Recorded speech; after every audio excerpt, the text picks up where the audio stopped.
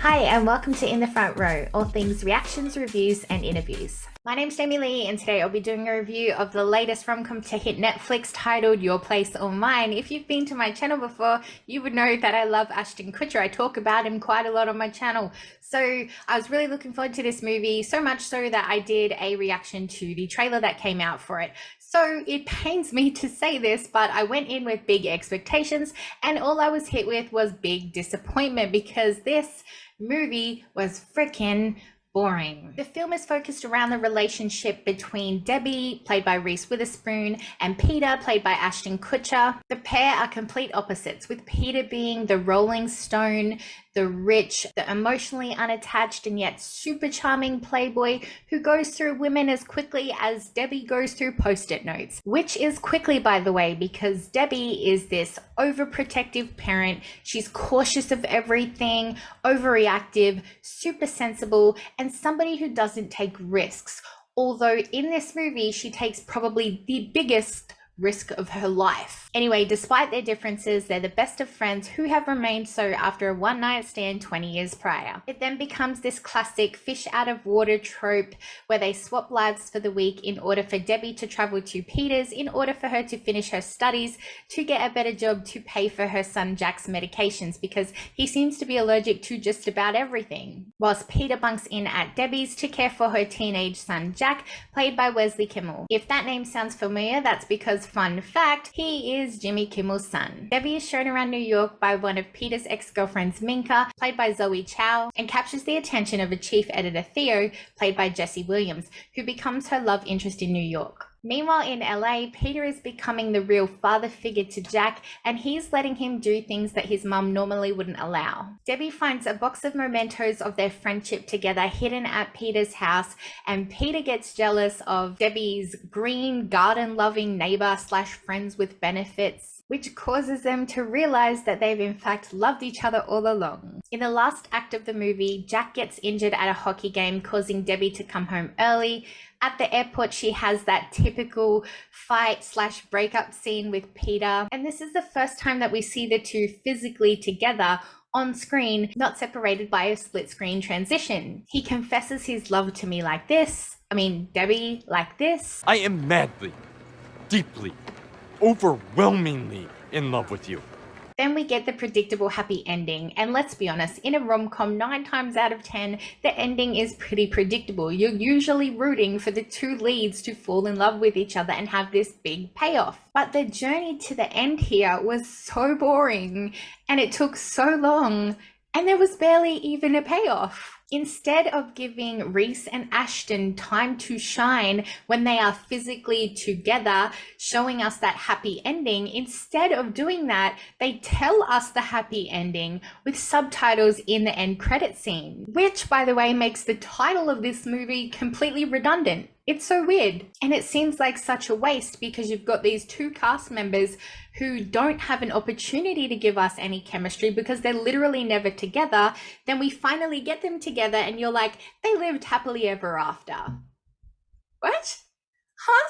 Show me that. Show me that happily ever after, please. That's what I've been waiting for. That's what I sat through this shit for. Aileen Brosh McKenna, who wrote 27 Dresses, Devil Wears Prada, Cruella, My Crazy Ex-Girlfriend, she wrote the screenplay for this, and this is her directorial debut.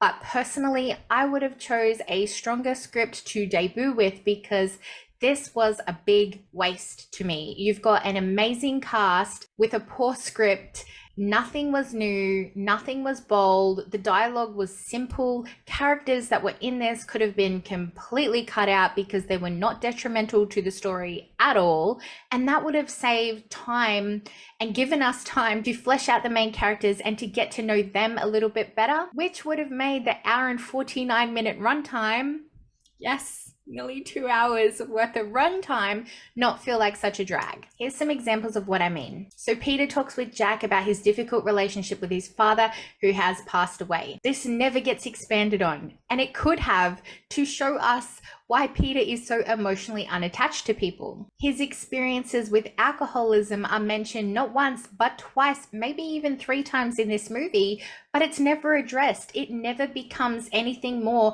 than a one-liner about him being in rehab. Again, another topic that could have been explored and more interesting than the storyline that we actually got. And here's the part that really blows my mind.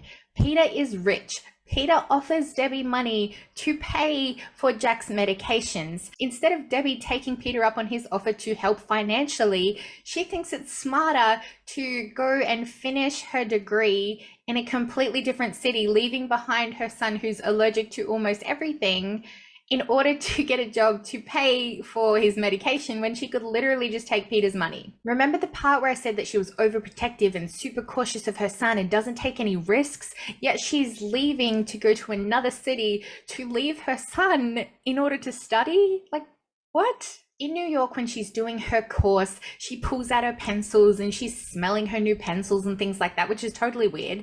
And the girl beside her reminds her that this course is completely online. And it just baffles me, like, yes, she probably could have done this distance education, but what the hell are you all doing there in a classroom when it's all online?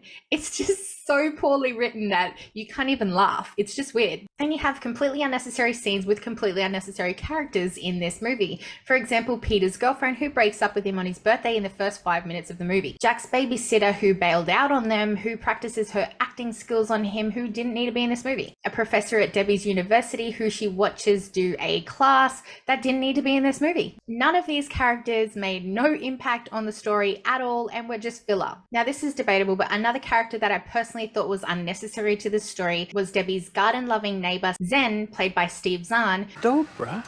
He was purely there to give us the impression that Peter was jealous, but I was so confused because I was like, we were already under the impression that Peter was jealous when he caught Debbie and Theo getting it on in his apartment thanks to his security footage. Why would he be jealous of this guy when he's already jealous of this guy? Sorry, but Zen's scenes were not funny. They were too long and they could have been completely cut out to give us more time to flesh out the 2 main characters. A character that I did feel was beneficial to the movie though was Alicia, played by Tig Notaro. She was a funny and mutual friend between Debbie and Peter, and essentially she was the one who was encouraging him to act on his feelings. The whole "it's never too late, tell her how you feel" speech, she's the one who gave that. Again, making that Zen character totally irrelevant. Another thing that I found really odd with the movie is when Peter offered to help look after Jack, Debbie was really hesitant and like, you can't look after him, you've never looked after children. Again, fish out of water scenario. But she already has a friend there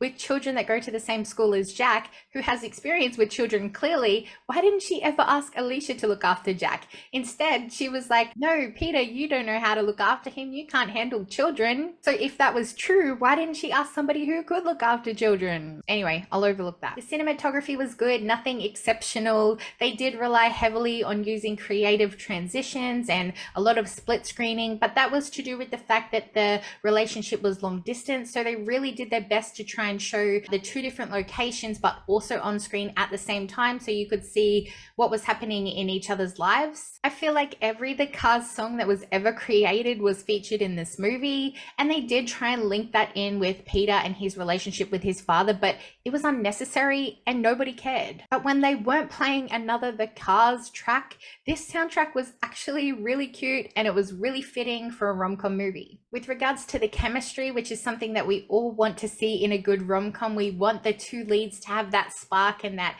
chemistry together. I feel like Reese and Ashton gave the best that they could with their performance with the poor script that they were given. Their characters are equally adorable because of the charisma, because of the charm, and ultimately because of the experience of Reese and Ashton. This movie makes it extremely hard to judge people's chemistry together when the 2 leads are separated by distance and their only communication together is through text messages, calls, and the occasional FaceTime. I mean, you can hear that they have that spark, you can hear that there's chemistry there, but we're never given an opportunity to see that physically, them together, up until the last 5 to 10 minutes of the film. Ultimately, even though Reese Witherspoon was adorable in this movie, and even though it starred my man Ashton Kutcher playing the role of Daddy in a rom-com, even that was not enough to make this movie anything more than watchable to me. My place for this movie is not on my TV screen for Valentine's Day or any other day for that matter.